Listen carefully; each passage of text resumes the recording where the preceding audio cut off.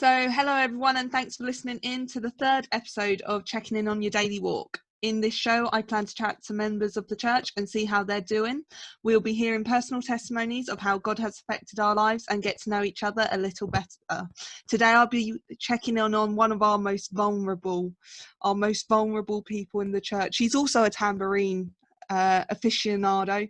It is, of course, Barry Colyer, who is glaring at me through the camera right now. How are you doing, Barry? I'll give you vulnerable when I catch up with you. I'm fine, thank you, Charlie. Okay, so how have you been coping with the lockdown?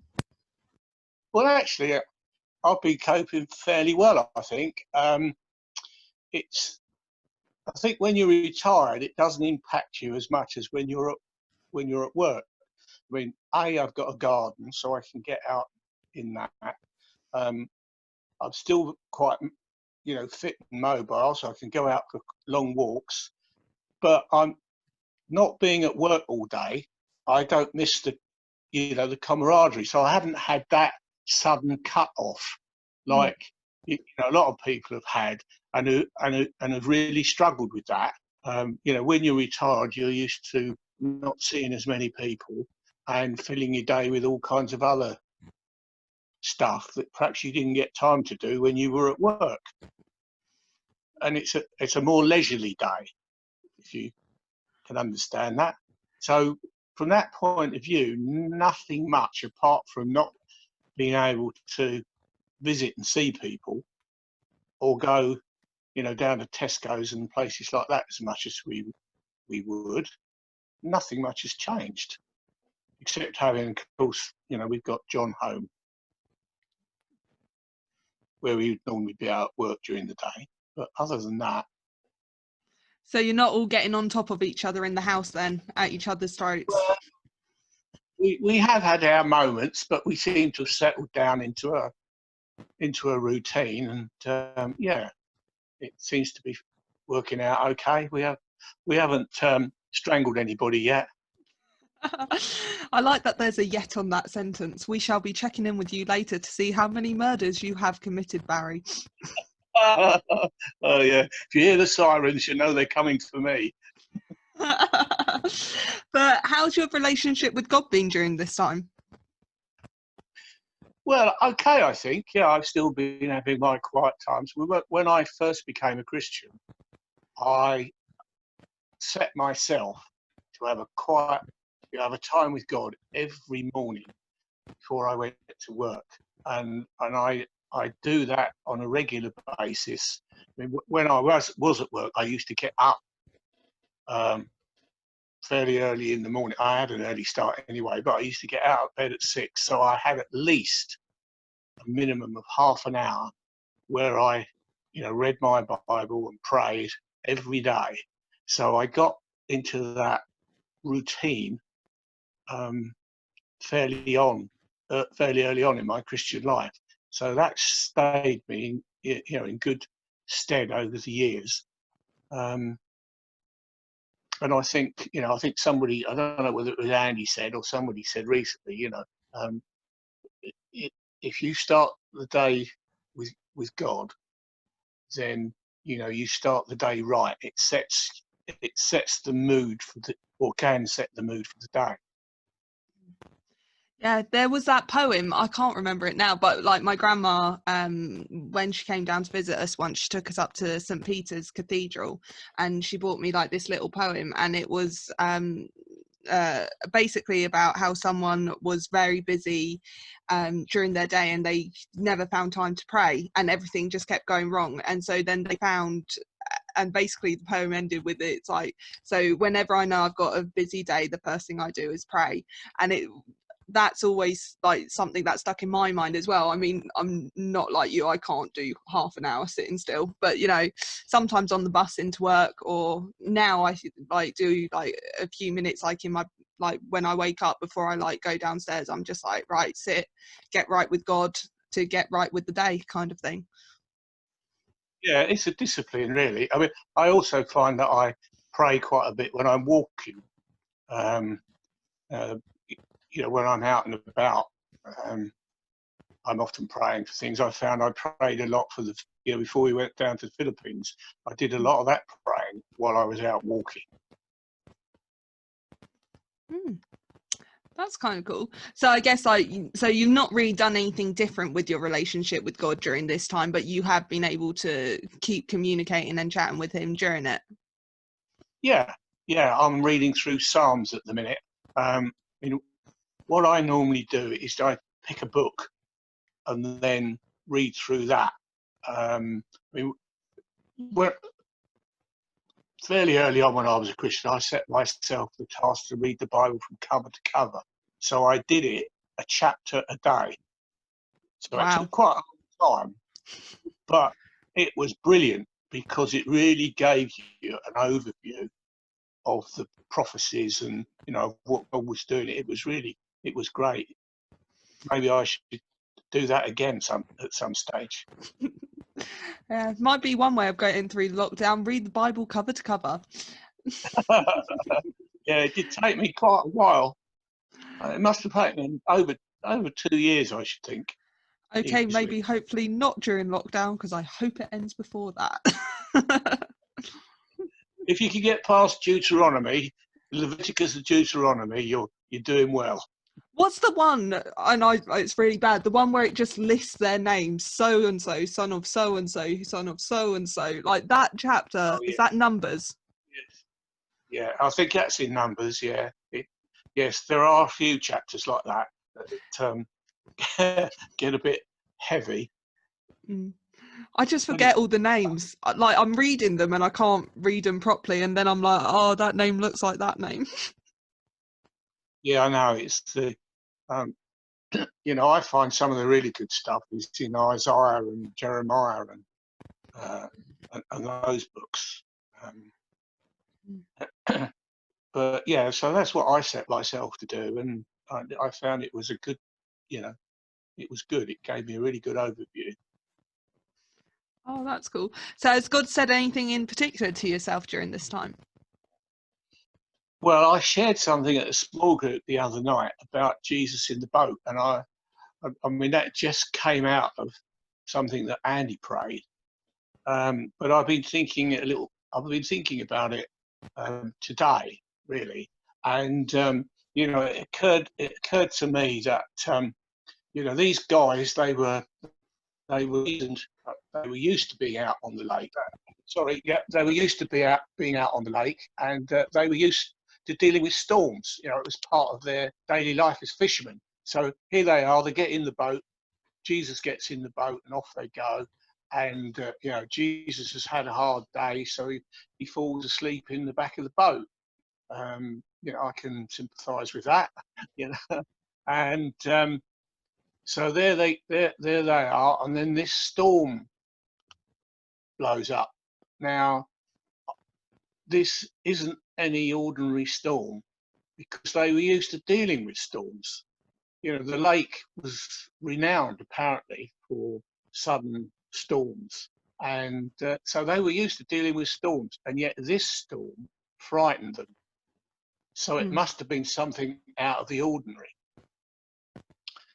And their reaction was to panic.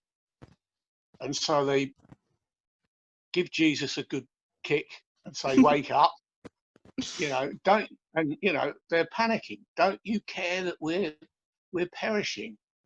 They thought they were going to die. So the storm was quite, was serious. And, and I thought, well, that's a bit like us. We're used to dealing with life. We're used to walking through life and dealing with the normal ups and downs of life, the normal storms of life. And we, most of the time, we cope with those fairly well. But then something like coronavirus comes along, which is a different storm entirely. And it occurred to me, it's like it's like the storm that they encountered. It caused them to panic, and it could cause us to panic. It could cause turmoil, in our hearts. It could cause turmoil in our minds. So their reaction was to wake Jesus up and cry out, don't you care? Don't you care? We're perishing. Don't you care? And of course, we know he cared, and they weren't going to perish anyway because Jesus was in the boat, and the boat was never going to sink, was it? Because Mm. Jesus hadn't finished his ministry, so there was no way the boat was going to sink. But they hadn't twigged that, and they panicked. And then Jesus stands up and he tells the storm to be quiet, and it calms down.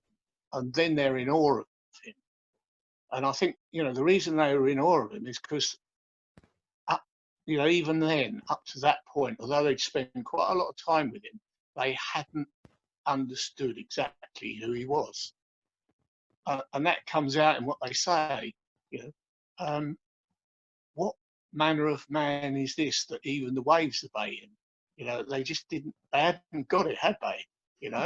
And so, Jesus quells the storm, and I felt, it's a bit like that. We can be in the middle of this storm that's going on around us, and it can, you think about it too much, it can cause you to be afraid.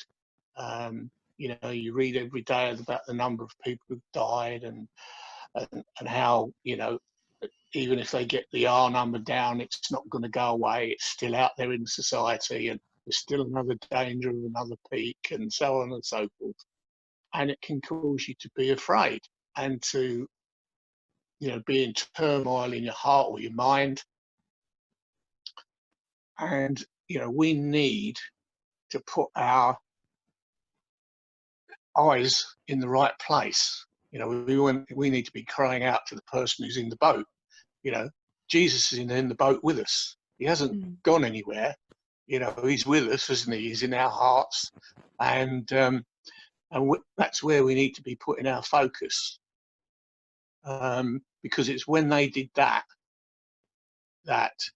he stood up and quelled the storm, and it's when we do that he can quell that storm in our hearts and in our minds, and bring peace and quiet, which is exactly what happened, with the storm.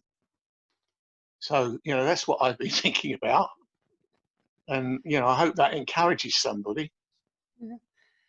Yeah, it is. It's all a matter of perspective, isn't it? What's going on? We're very much, we're in the eye of the storm, as it were, and it's very much hard. We're looking at the storm, and we're looking at the daily death toll, and we're seeing people who are being affected, and hearing stories, and losing friends. And it is just hard, I think, for us to focus and have that focus to be like, no, let's look away from the storm and let's look to God, and let's put our eyes back on him, and having that focus and that perspective. Yeah, I think you're right. The thing that sort of struck me was, they'd lost control. I mean, these guys were used to storms. They were used to being out on the lake. Yet they'd lost control.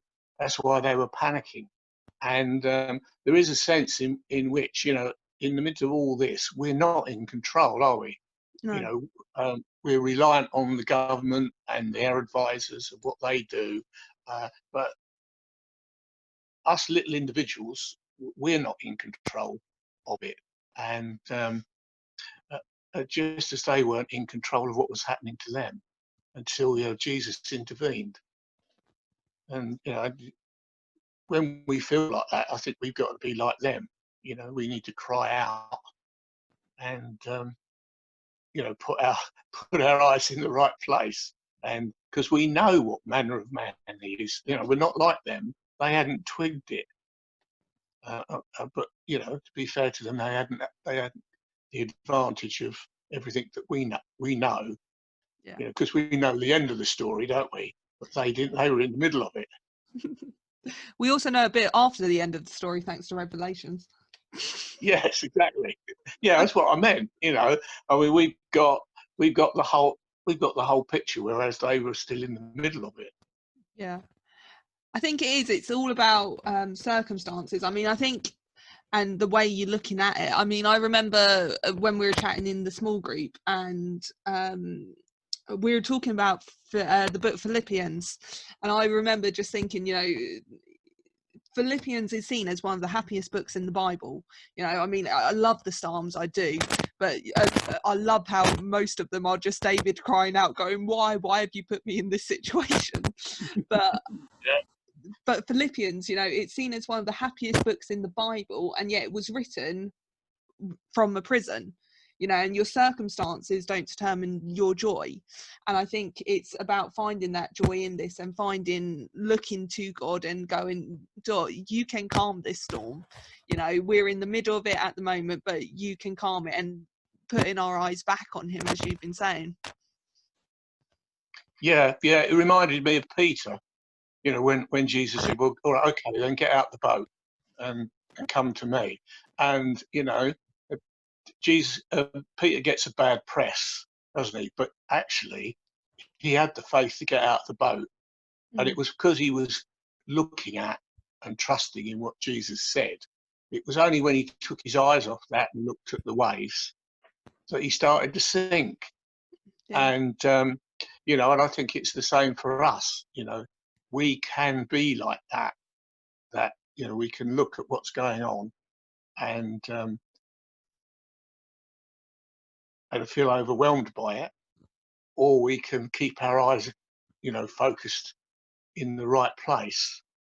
And, you know, good old Peter, at least he had the faith to get out of the boat. Oh, yeah, no, that is true. Especially like seeing, as you say, being an experienced fisherman, he knows the cruelties of the sea. Yeah, exactly.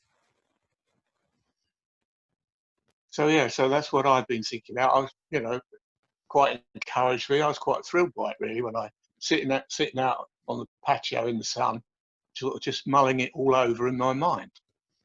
Yeah. Oh no, I like it. I really do like it.